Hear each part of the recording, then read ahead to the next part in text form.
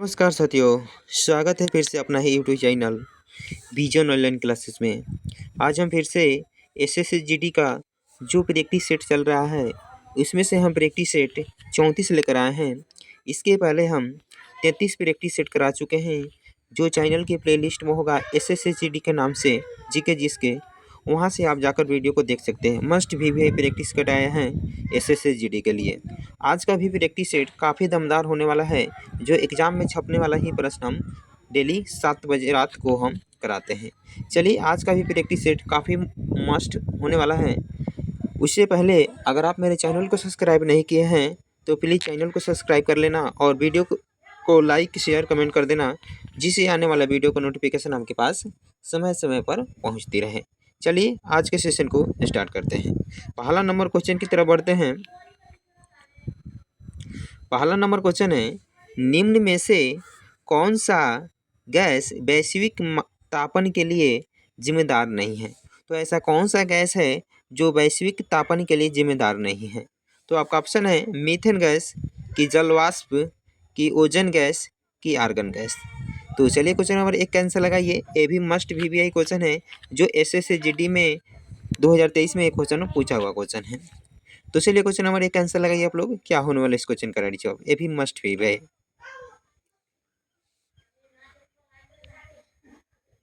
तो चलिए, इस क्वेश्चन का राइट जवाब होने वाला है option number D is correct हो जाएगा, यानी आर्गन गैस हो जाएगा। वैश्विक तापन के लिए कौन जिम्मेदार गैस नहीं है? तो आर्गन, डी इज करेक्ट हो जाएगा। चलिए, अगर वीडियो अच्छा लग रहा है तो वीडियो को ज़्यादा से ज़्यादा लोगों तक शेयर कर दीजिए। चलिए, आगे बढ़ते हैं क्वेश्चन नंबर दूसरा की तरफ। क्वेश्चन नंबर दूसरा है, निम्न में से किसे द्वितीय अशोक के नाम से जाना जाए, यानी द्वितीय अशोक के नाम से किसे जाना जाता है? तो आपका ऑप्शन है समुद्रगुप्त को, कि फिरोज शाह तुगलक को, कि कनिष्क को, कि स्कंदगुप्त को। चलिए, ये भी मस्ट भी क्वेश्चन है SSGD के लिए। तो चलिए, क्वेश्चन नंबर 2 का आंसर लगाइए आप लोग। क्या होने वाले इस क्वेश्चन का राइट जवाब? तो चलिए, इस क्वेश्चन का राइट जवाब होने वाला है option number C is correct हो जाएगा, यानी कनिष्क हो जाएगा। सी इज करेक्ट हो जाएगा। चलिए, आगे बढ़ते हैं क्वेश्चन नंबर 3 की तरफ। क्वेश्चन नंबर 3 है, निम्नलिखित में से किस चार्टर एक्ट के तहत ईसाई मिशनरियों को धर्म प्रचार एवं अंग्रेजी शिक्षा की अनुमति दी गई थी? तो आपका ऑप्शन है चार्टर एक्ट 1833, की चार्टर एक्ट 1793, की चार्टर एक्ट 1813, की चार्टर एक्ट 1853। तो चलिए, क्वेश्चन नंबर 3 का आंसर लगाइए। ये भी मस्ट VVI क्वेश्चन है। किस चार्टर एक्ट के तहत ईसाई मिशनरियों को धर्म प्रचार एवं अंग्रेजी शिक्षा की अनुमति दी गई थी? तो चलिए, इस क्वेश्चन का राइट जवाब होने वाला है option number C is correct हो जाएगा, चार्टर एक्ट 1813, यानी सी इज करेक्ट हो जाएगा आंसर। चलिए, आगे बढ़ते हैं क्वेश्चन नंबर 4 की तरफ। क्वेश्चन नंबर 4 है, कंट्रोलर और ऑडिटर जनरल की नियुक्ति कौन करता है? तो आपका ऑप्शन है लोकसभा स्पीकर, की प्रेसिडेंट ऑफ इंडिया, की राज्यसभा का चेयरमैन, की chairman of public accounts committee.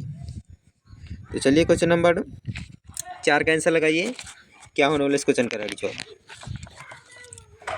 तो चलिए, इस क्वेश्चन का राइट जवाब होने वाला है option number B is correct हो जाएगा, यानी प्रेसिडेंट ऑफ इंडिया, यानी भारत के राष्ट्रपति नियुक्ति करता है। वी इज करेक्ट हो जाएगा।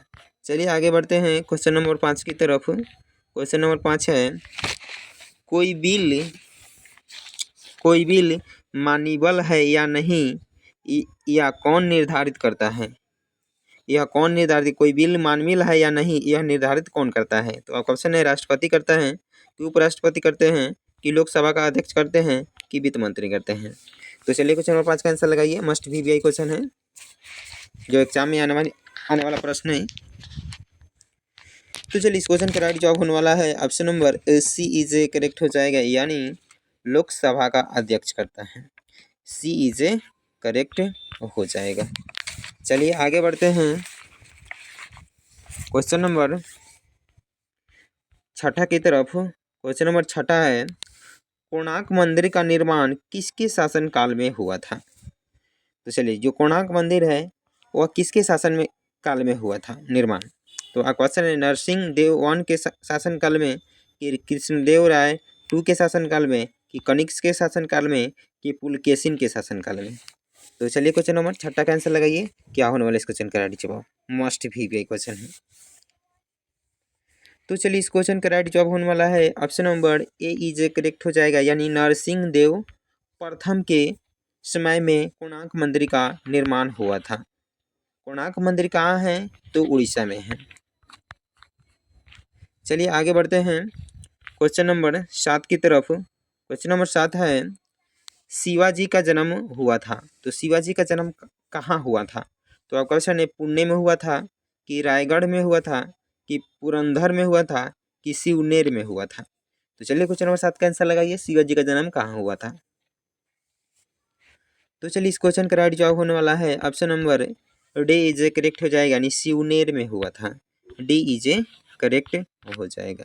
आगे बढ़ते हैं क्वेश्चन नंबर 8 की तरफ। क्वेश्चन नंबर 8 है गुप्त काल का सर्वप्रथम गणितज्ञ एवं खगोलविद कौन था? तो आपका ऑप्शन है विराह मिहिर, कि आर्यभट्ट, कि बाणभट्ट, कि ब्रह्मगुप्त।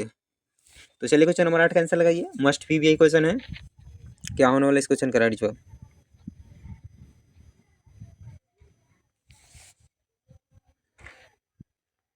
तो चलिए, इस क्वेश्चन का राइट जवाब होने वाला है option number B is a correct हो जाएगा, यानी आर्यभट्ट हो जाएगा। वी इज ए करेक्ट हो जाएगा।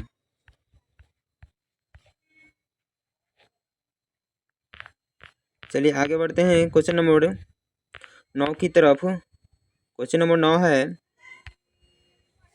विक्रेता बाजार उस स्थिति का घोतक है जहां वस्तुएं प्रतियोगी दरों पर उपलब्ध हो, आपूर्ति की अपेक्षा मांग अधिक हो, कि मांग की अपेक्षा आपूर्ति अधिक हो, कि आपूर्ति और मांग का परस्पर संतुलन हो।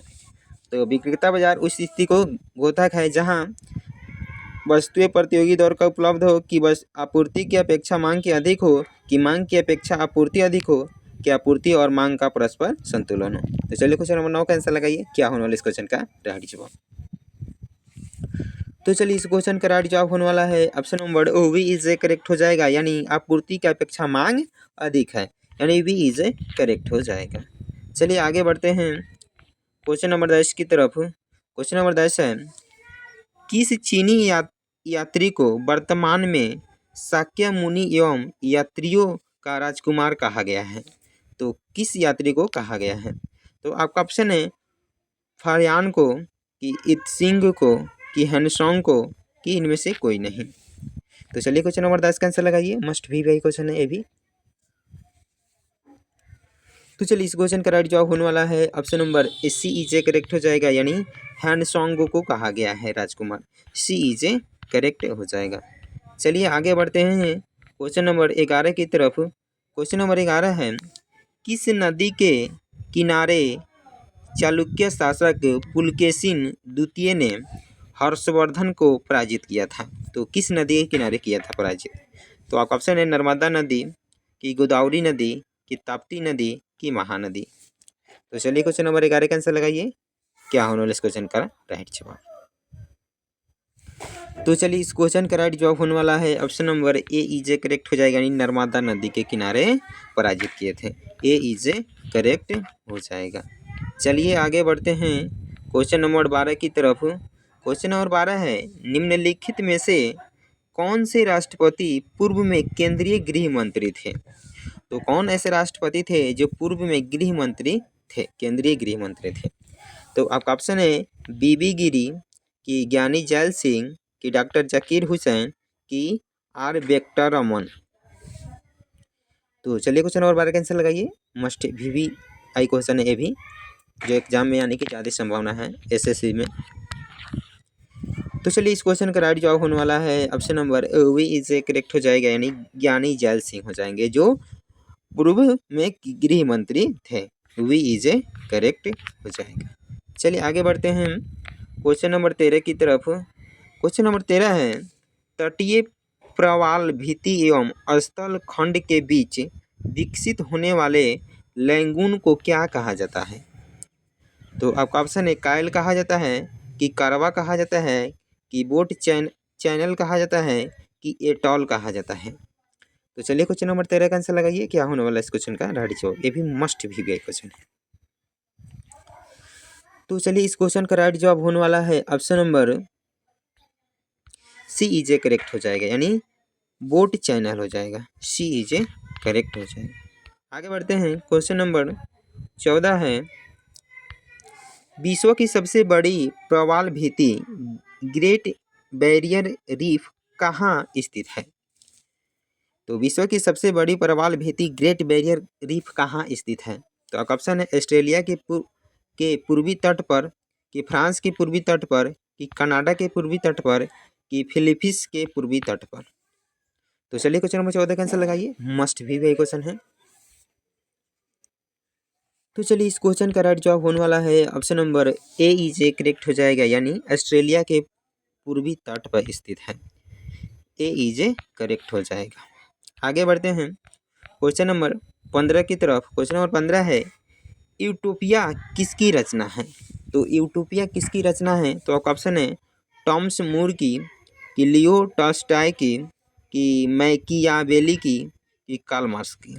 तो चलिए क्वेश्चन नंबर 15 का आंसर लगाइए, मस्ट भी भाई ये भी क्वेश्चन है, यूटोपिया किसकी रचना है।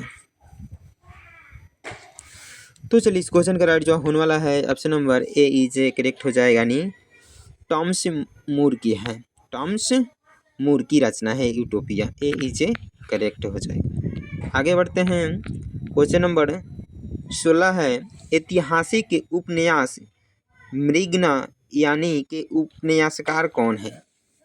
तो ऐतिहासिक उपन्यास मृगनयनी के उपन्यासकार कौन है। आपका ऑप्शन है वृंदावन लाल वर्मा, कि विजय तेंदुलकर, कि जयशंकर प्रसाद, कि मुंशी प्रेमचंद। तो चलिए क्वेश्चन नंबर 16 का आंसर लगाइए, क्या होने वाला इस क्वेश्चन का राइट जवाब। ये भी मस्ट भी वही क्वेश्चन है। तो चलिए इस क्वेश्चन का राइट जवाब होने वाला है option number A is a correct हो जाएगा, यानी वृंदावन लाल वर्मा हो जाएंगे। ए इज ए करेक्ट हो जाएंगे। ब्रिंग नयनी के लेखक हैं। चलिए आगे बढ़ते हैं क्वेश्चन नंबर 17 की तरफ। क्वेश्चन नंबर 17 है निम्नलिखित में से शुक्राणुओं का निर्माण कहाँ होता है। तो आपका ऑप्शन है अंडकोश की थैली में, कि प्रोस्टेट ग्रंथि में, कि वृषण में, कि मूत्रवाहिनी में।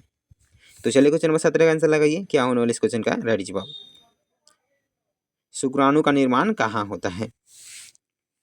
तो चलिए इस क्वेश्चन का राइट जवाब होने वाला है option number C is a correct हो जाएगा, यानी वृषण में शुक्राणु का निर्माण होता है। सी इज ए करेक्ट हो जाएगा।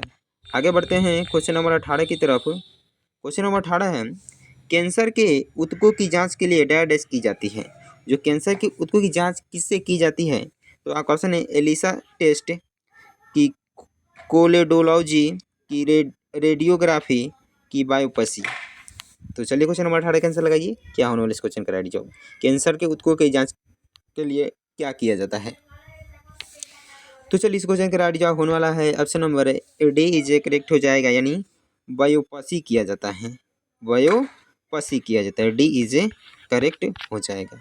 आगे बढ़ते हैं क्वेश्चन नंबर 19 की तरफ। क्वेश्चन नंबर 19 है राष्ट्रीय पर्यटन दिवस किस तिथि को मनाया जाता है।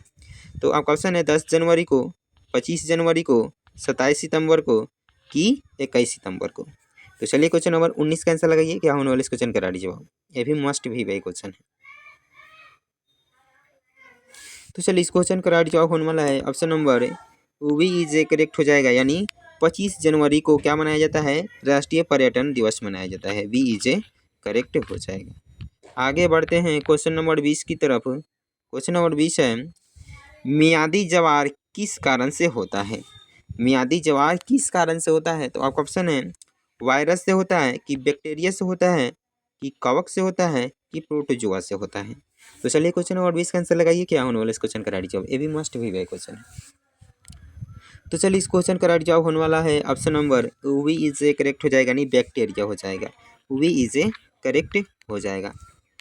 चलिए अगर आपको वीडियो अच्छा लगा हो तो वीडियो को ज़्यादा से ज़्यादा लोगों तक शेयर कर दीजिएगा और चैनल को भी सब्सक्राइब कर लीजिएगा, जिससे आने वाला वीडियो का नोटिफिकेशन आपके पास समय समय पर पहुंचती रहे और आप वीडियो को देख सकते हैं।